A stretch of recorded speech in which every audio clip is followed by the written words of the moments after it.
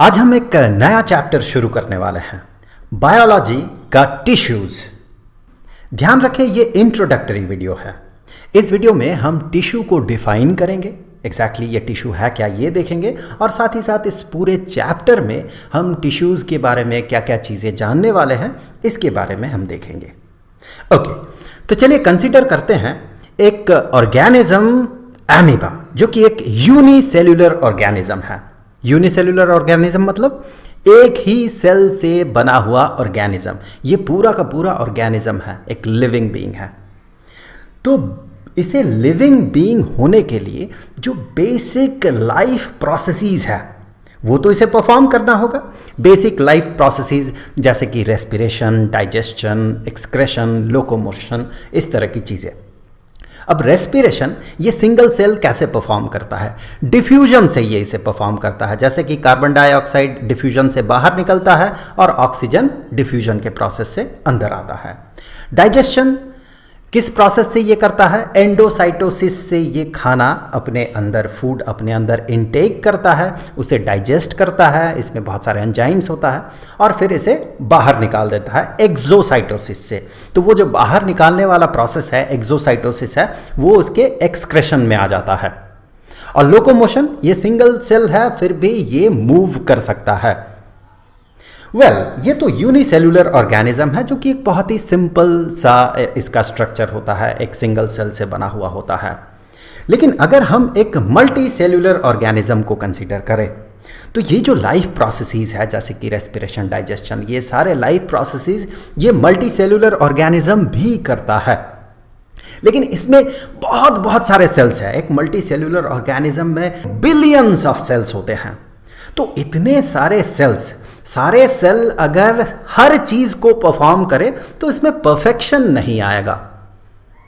तो सारे सेल्स हर काम को नहीं करता है, बल्कि एक एक काम के लिए बॉडी में एक एक सिस्टम डेवलप किया है। जैसे कि रेस्पिरेशन के लिए रेस्पिरेटरी सिस्टम है, रेस्पिरेटरी सिस्टम का एक पार्ट होता है लंग्स। डाइजेशन के लिए डाइजेस्टिव सिस्टम है, डाइजेस्टिव सिस्टम का एक पार्ट है स्टमक। उसी तरह से स्मॉल इंटेस्टाइन, लार्ज इंटेस्टाइन, ये सब डाइजेस्टिव सिस्टम का पार्ट है। और एक्सक्रेशन परफॉर्म करने के लिए हमारे पास एक सिस्टम होता है जिसका एक पार्ट होता है किडनी। किडनी ब्लड से जितना भी वेस्ट मटेरियल है उसे कलेक्ट करता है और यूरिन में कन्वर्ट करता है। लोकोमोशन के लिए हमारे पास लिम्स हैं, 2 पैर है और काम करने के लिए 2 हाथ है।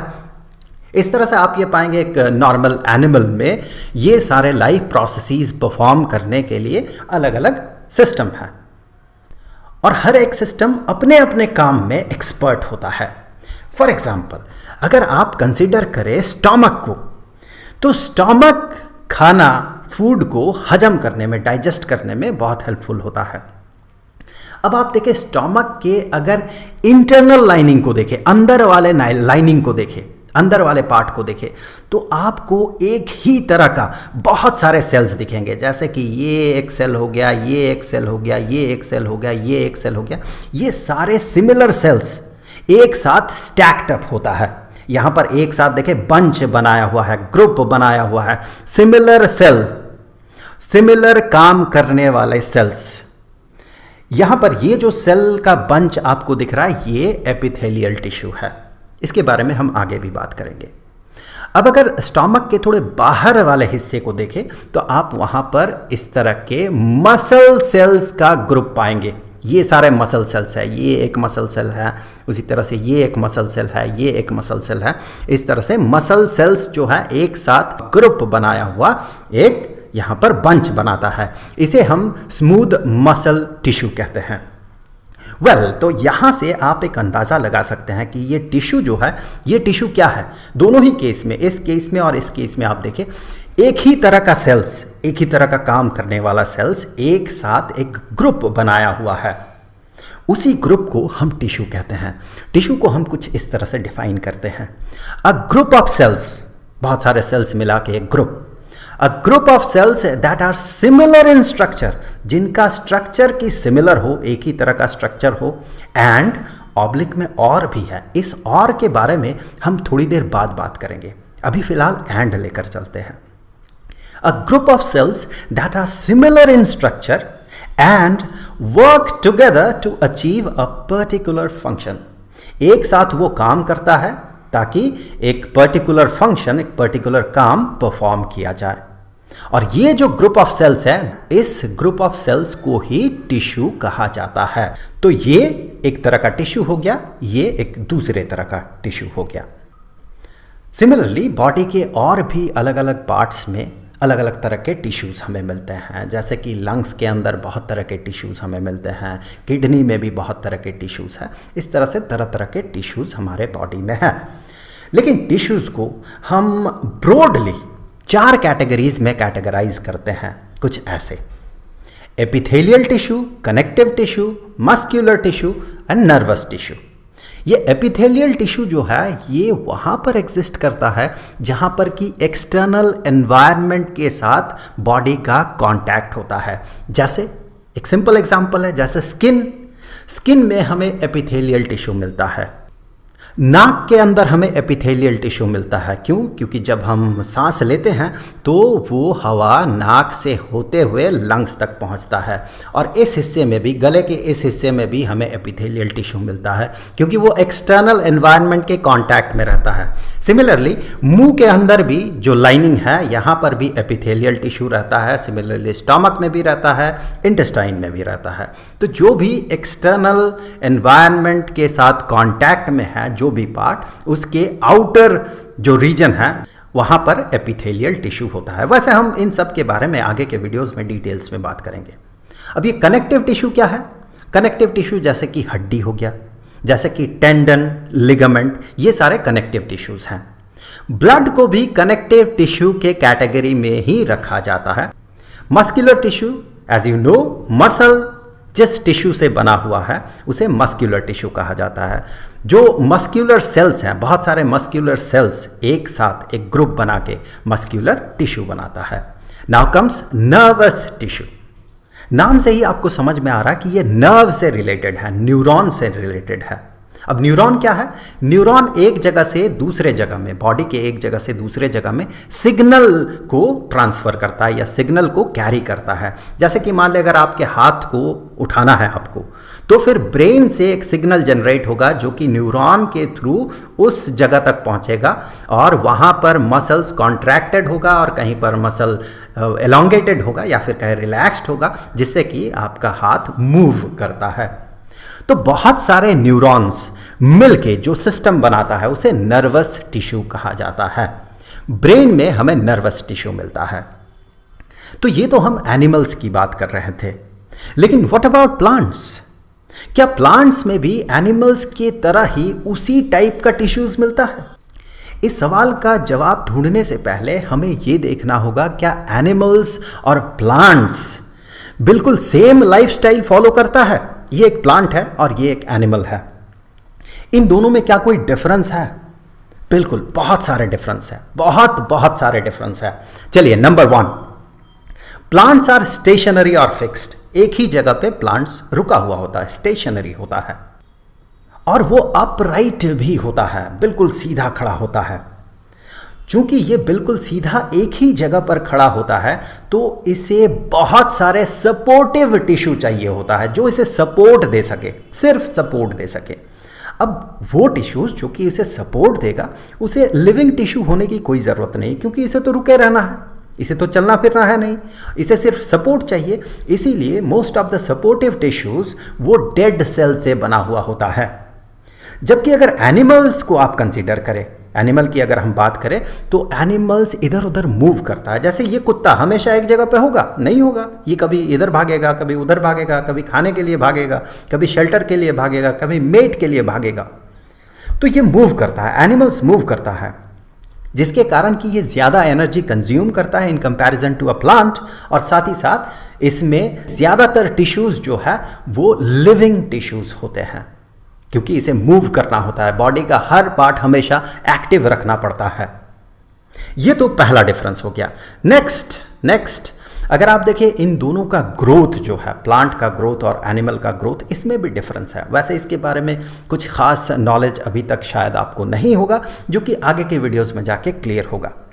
प्लांट में ग्रोथ सर्टेन जगह पे, सर्टेन रीजन में लिमिटेड होता है, देर आर सम टिश्यूज, कुछ ऐसे टिश्यूज हैं जो कि सर्टेन रीजन में लोकलाइज्ड होता है, वो डिवाइड करता है through out the life of the plant, हमेशा डिवाइड करता है और ग्रो करता है। लेकिन बहुत सारे सेल्स प्लांट में ऐसे होते हैं जो कि डिवाइड नहीं करता है, तो वो ग्रो भी नहीं करता है। लेकिन सेल ग्रोथ अगर एनिमल्स में देखें तो ये बहुत ज़्यादा यूनिफॉर्म होता है।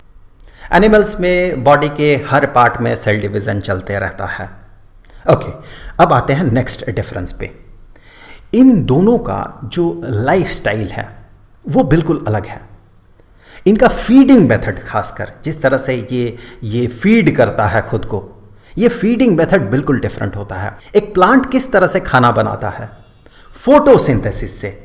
सनलाइट को ये अब्जॉर्ब करता है, सनलाइट से इसे एनर्जी मिलता है और साथ ही साथ ये कार्बन डाइऑक्साइड को अब्जॉर्ब करता है और फिर पानी, यहाँ से ये H2O पानी को अब्जॉर्ब करता है ज़मीन से और ये खाना पकाता है और फिर ऑक्सीजन को ये एटमॉस्फेयर में छोड़ देता है।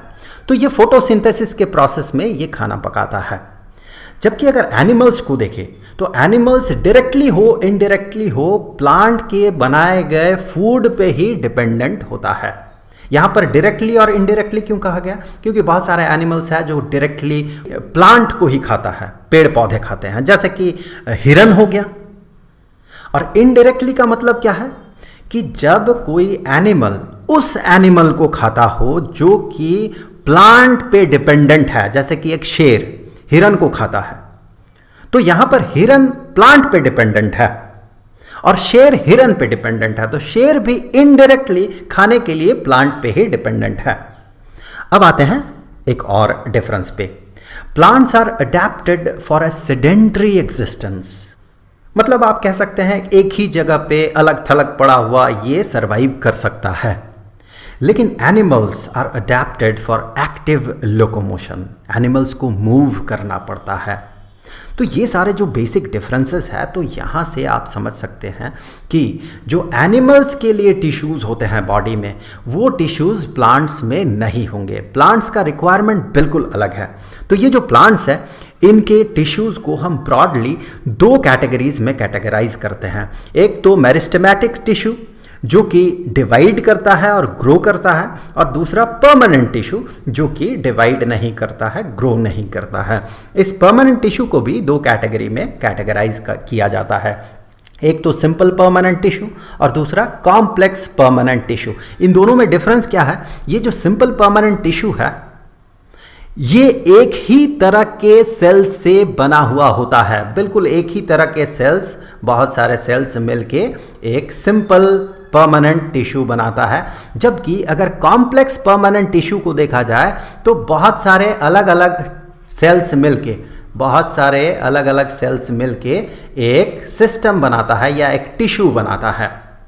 दैट्स वाई हमने जब डिफाइन किया था इसे, यहाँ पर हमने कहा था कि a group of cells that are similar in structure, and के बाद ऑब्लिक लगा के और है, मतलब सिमिलर इन स्ट्रक्चर और work together to achieve a particular function. अब यहां पर अगर कॉम्प्लेक्स परमानेंट टिश्यू को देखें तो ये स्ट्रक्चर में सिमिलर नहीं है, अलग अलग तरह का सेल मिलके एक टिश्यू बना रहा है। तो इसे हम टिश्यू क्यों कहेंगे? अलग अलग सेल मिला के जो ये टिश्यू बना, इसे टिश्यू हम क्यों कहेंगे? क्योंकि those cells work together to achieve a particular function. तो ये भी टिश्यू हो गया, भले ही एक ही तरह का सेल्स मिला के ये न बना हो, अलग अलग तरह के सेल्स से बना हुआ हो, तो भी हम इसे टिश्यू कहेंगे, क्योंकि ये सारे सेल्स मिलके एक साथ काम करते हुए एक पर्टिकुलर फंक्शन, एक पर्टिकुलर काम को अचीव कर सकता है। तो ये तो एक बेसिक इंट्रोडक्शन था टिश्यू के बारे में। अब आगे हम प्लांट टिश्यूज पे बात करेंगे, फिर हम एनिमल टिश्यूज पे बात करेंगे। तो अगला वीडियो प्लांट टिश्यू पे होगा, उस वीडियो का लिंक आपको यहाँ पर स्क्रीन पे मिल जाएगा, यहाँ क्लिक करके आप उस वीडियो को देख सकते हैं। अब जाते जाते मैं आपको बता दूं कि स्टैंडर्ड 9th के लिए चैप्टर टिश्यूज के सारे वीडियोज का जो प्लेलिस्ट है उसका लिंक आपको नीचे डिस्क्रिप्शन में मिलेगा। तो आई होप कि अगले वीडियो में फिर मुलाकात होगी। तो मिलेंगे आपसे अगले वीडियो में, तब तक के लिए खुश रहें। Good bye.